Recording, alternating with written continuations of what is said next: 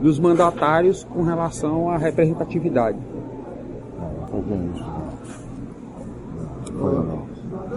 Então eu entendi errado. Vamos começar abordando os aspectos a respeito. O que o senhor considera já estou gravando, a mudança da legislação eleitoral?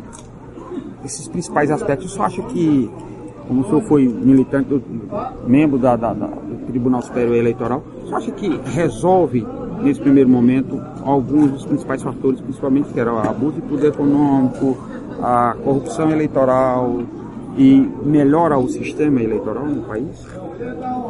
Não começa nem que eu não entendi a sua pergunta. Ficou muito longa. Se as mudanças que houve na legislação eleitoral beneficiam o sistema eleitoral.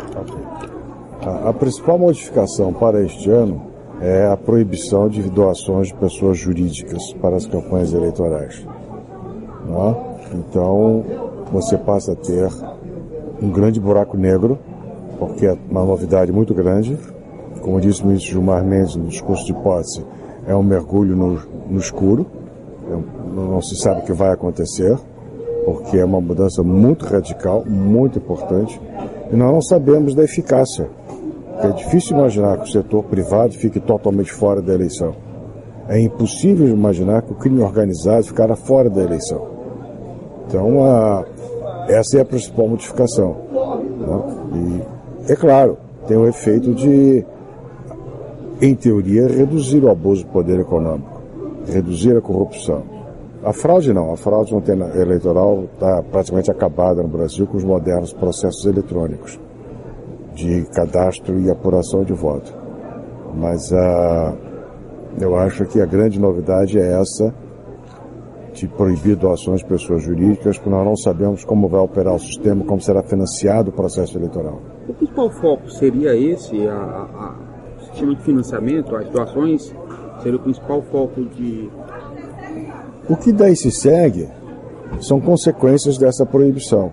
Então, a redução do número de dias de campanha, vereadores não terão mais propaganda eleitoral, terão apenas os spots, os flashes de poucos segundos na televisão, o espaço é maior para prefeitos. Não há mais aquela compartilhamento de tempos de televisão entre vários municípios, só haverá propaganda eleitoral no município que for emissora ou repetidora de sinal de televisão, não é? Então, o município vizinho de uma repetidora, ele não terá propaganda na televisão. Isso aí também é uma modificação muito grande da forma de comunicação com o eleitorado.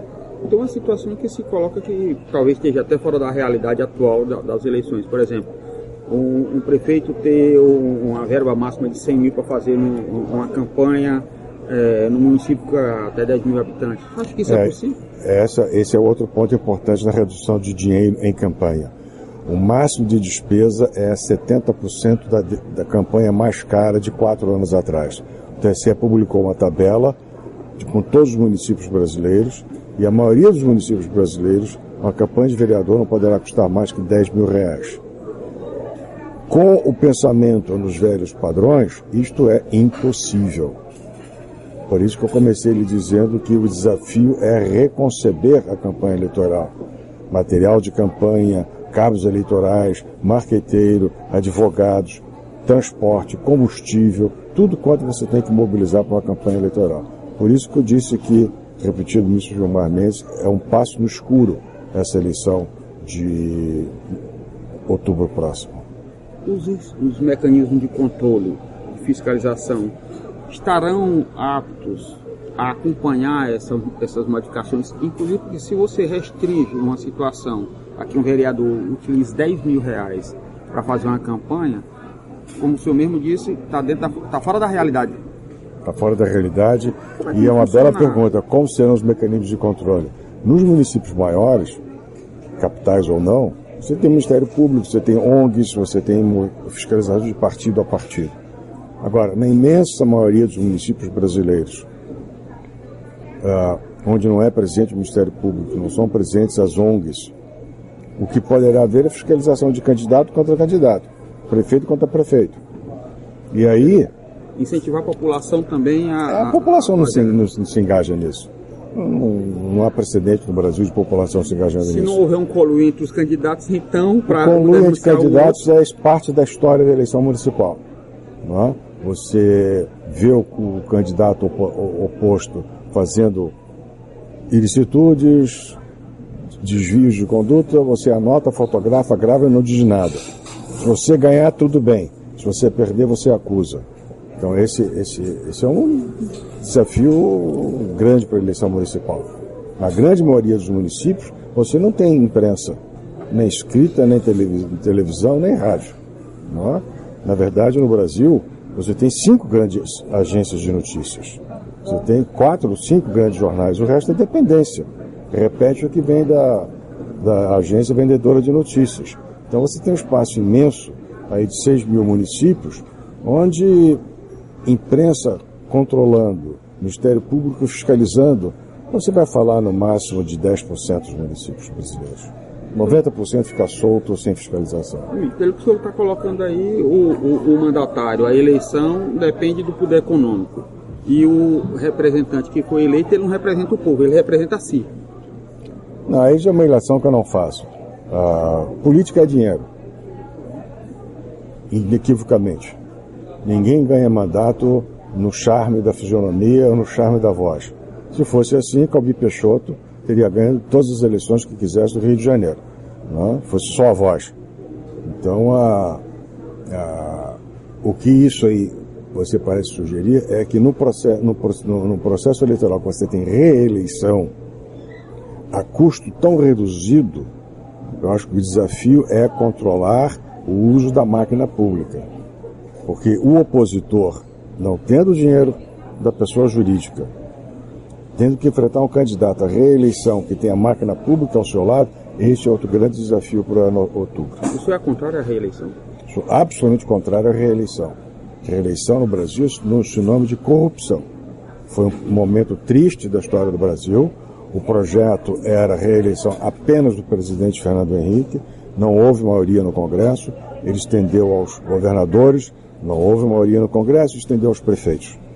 Eu acho que o grande... paridade de armas, né? Hein? E também não dá paridade de armas. Não, você poderia até ter paridade de armas com meios de controle. Poderia ter. Que não tem, mas poderia ter. Eu acho que no Brasil, quando se pensa em reforma política, reforma do Estado, tem que começar por acabar com a reeleição. Quando o senhor tratava da história do poder econômico para vencer a eleição, tem também a história da ideologia partidária, né? Ela deixou de existir até pela quantidade de... Ideologia é uma coisa que acabou há muito tempo. Nenhum partido é ideológico. O PT fingiu que era ideológico, até que foi pego na corrupção mais escandalosa da história do Brasil, Mensalão e Lava Jato. Então, ideologia é uma coisa que acabou simbolicamente no dia 9 de novembro de 1989, quando caiu o Muro de Berlim. Ali foi o fim das ideologias, que já haviam denunciados por grandes escritores 40 anos antes. O partido político hoje, ele é uma central de negócios. Não há, todos têm o mesmo programa, todos têm o mesmo propósito, todos querem a mesma coisa. Varia o mecanismo de um e outro. E outros nem mecanismo têm. Você tem 35 partidos políticos no TSE, registrados na Justiça Eleitoral, 28 no Parlamento, 28 fazendo manobra para ganhar dinheiro, ganhar cargo público. Veja o noticiário de hoje. Já se formou um novo centrão no Congresso Nacional, com quase 20 partidos, ou 15 partidos, 350 deputados, para fazer pressão no presidente Michel Temer para conseguir mais cargo. É isso que é o partido político hoje no Brasil, um balcão de negócios. Era o que eu ia questionar, o número, os 35 partidos que hoje existem registrados no TSE. Não, já registrados. Tem mais 10 pedidos correndo. Qual é a sua sugestão para tentar limitar e tentar criar um novo sistema? Porque já que esse sistema está corrompido, precisa se extinguir e criar outro, ou não? A solução foi dada pelo próprio Congresso Nacional na Lei dos Partidos Políticos de 1995 ou 7, quando criou no artigo 13 da lei o chamado funcionamento parlamentar, uma cláusula de transição para 12 anos, 3 eleições em 3 legislaturas. Ou seja, o partido não obtivesse um mínimo de performance eleitoral, um mínimo de votos, ele perdia funcionamento parlamentar paulatinamente. O que é perder funcionamento parlamentar? É o partido não participar do colégio de líderes, não ter direito a voto nas comissões especializadas, E assim sucessivamente, até que, ao final de 12 anos, não tendo a performance eleitoral, ele sentaria no plenário para votar no plenário. Ele não perderia o mandato, precisaria de emenda constitucional. Assim, um deputado só votaria em plenário. Não teria participação no colégio de líderes, não teria apoio administrativo para gabinetes, não teria participação nem voto, nas comissões especializadas. O Supremo Tribunal Federal, infelizmente, declarou inconstitucional o artigo 13. Hoje, os ministros do Supremo que enfrentam o tema, os que estão na corte, mesmo e particularmente os aposentados, reconhecem que foi uma má decisão do Supremo. Mas isso dependeria também do Legislativo para um projeto... O Legislativo fez o que queria, fez o que podia. O Legislativo fez o que podia. O Supremo é que desmanchou. O Legislativo, ele próprio se autolegitimou na medida de melhor qualidade. Vamos reduzir o número de partidos. Se tivesse permanecido o funcionamento parlamentar escolhido pelo próprio Congresso, hoje você teria 8 ou 10 partidos no Congresso Nacional, que seria perfeitamente... Seria o ideal isso? Seria gerenciável. Seria gerenciável. Para o senhor, o que seria o ideal? Não há número de partidos ideal. Isso aí varia de país a país, ocasião a ocasião, depende da circunstância histórica, do momento histórico de cada país. Não houvesse esse barrocão que o que não pode é ter 35, 28 no parlamento brigando por cargo. Vai se vexame triste para a cidadania brasileira de ontem para hoje, em que o baixo clero se reúne contra o presidente Michel Temer. Tudo em nome da governabilidade. Um bloco de 350. Tudo em nome da governabilidade? Isso não é o nome da governabilidade, isso é o nome da corrupção, da safadeza. Ministro, só para completar, a sua presença aqui, a palestra que o senhor vai proferir, para a gente fazer uma... Eu vou tratar de direitos políticos, a teoria e a prática. Não vou ser tão expressivo quanto estou sendo agora aqui com você, mas os temas são mais ou menos os mesmos. O senhor vai dar alguma orientação? Não vou dar orientação. Como é um congresso de ciência política e direito eleitoral, eu vou tratar de temas de um e outro, como os dois se combinam, como os dois são operados, qual é o ideal que parece estar na Constituição e como é a prática real dentro do Congresso Nacional, e destacar alguns tópicos, como de cidadania, como, por exemplo, voto obrigatório. Por que o voto tem que ser obrigatório? Senão não tem comparecimento. Não, mas aí você cria um partido político com motivação. Por exemplo, na França, são 4 partidos nacionais importantes. Quando houve a oportunidade do Le Pen, o radical de direita, ser presidente, 82, 85% do eleitorado compareceu. Numa outra eleição assustada, compareceram quase 90%. Ou seja, havendo uma agenda nacional séria, responsável, motivadora, o eleitorado vai. O partido político tem conexão com esse tema importante. No Brasil não acontece isso. O modelo americano poderia se aplicar aqui? Nenhum modelo se aplica ao Brasil. Todo país tem o seu próprio DNA político. O americano é americano, o francês é francês, o alemão é alemão, cada um é o seu. Por exemplo, nos Estados Unidos, comparando com o Brasil, como é que é o sistema americano? O ministro de Estado, o secretário executivo do Ministério, todos os diretores de departamento, todos os diretores de divisão, ou seja, os 4 primeiros níveis da administração pública, não são o nível de nomeação do presidente. Ele tem que obter a aprovação prévia do Senado ou da Câmara. Então, na verdade, o presidencialismo americano funciona. Primeiro, que é um bipartidarismo. Segundo, que tirou do inglês a prática do parlamentarismo. Então, na verdade, ele é um semi-parlamentarismo. E só para concluir. Não, fica à vontade. O senhor colocou há pouco a história do estar de curto com o sistema atual. A gente pode ter alguma esperança quando a gente já vendo punições por conta de corrupção, por fraude, não só em eleições, mas também na gestão, na administração? Eu vou responder com 4 perguntas para você. O que mudou no Brasil depois do impeachment de Collor? Você responde. O que mudou no Brasil depois da CPI do orçamento, com aqueles 7 anões que foram caçados? O que mudou?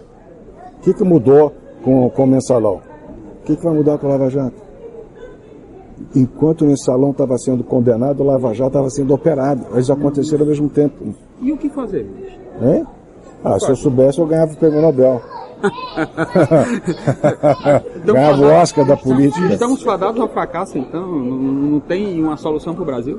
Aí eu vou para a sociologia, eu vou para a história. O Brasil é uma sociedade periférica. Nada aqui é relevante para a história da humanidade. Nós estamos sempre imitando alguma coisa de alguém todo o tempo. e não chegamos a lugar nenhum. Nós nunca paramos para pensar quem nós somos. Eu sempre pergunto, é o modelo americano? Tem colegas que pensam que agora é o semipresidencialismo francês. O semipresidencialismo francês foi uma crise da França em 1958, você viu o general de Gaulle e o François Mitterrand. Hoje está em crise o modelo francês. Eles não sabem como sair disso. Então, há esperança? Não sei. Nós temos descobrido o que é ser brasileiro. A sociedade civil brasileira tem que surgir. Nós fomos Estado antes de ser sociedade civil. O Brasil vive da ração, não vive da razão. O Estado de São Paulo reelegeu todos menos um deputados federais que eram réus do mensalão. Isso serve de resposta à sua pergunta. Qualquer programinha social, você distribua bônus disso ou bônus daquilo, você ganha eleição. Então o Brasil tem que sair da ração para chegar à razão. O Brasil tem que sair da senzala para chegar à Casa Grande. O dia que isso acontecer, muda a história. O senhor não ganhou política, mas entrou na história como um advogado dos primeiros a caçar governador. Foi aqui. E aí? Mudou alguma coisa? Não, continua tudo igual. Ele voltou senador, o teste de ferro dele ganhou a eleição seguinte. Mas também não frustrou, né? Hein? O senhor também não se frustrou. Eu faço o que posso. Eu proponho como advogado, os juízes decidem como judiciário, e o povão vem e vota contra, pô. O que a gente vai fazer, pô? Nem o Flamengo é unânime, você vê que os países não tem jeito. Muito obrigado, bem-vindo de volta. Eu estou aí, qualquer coisa me procura. Eu me estendi um pouquinho mais, porque a gente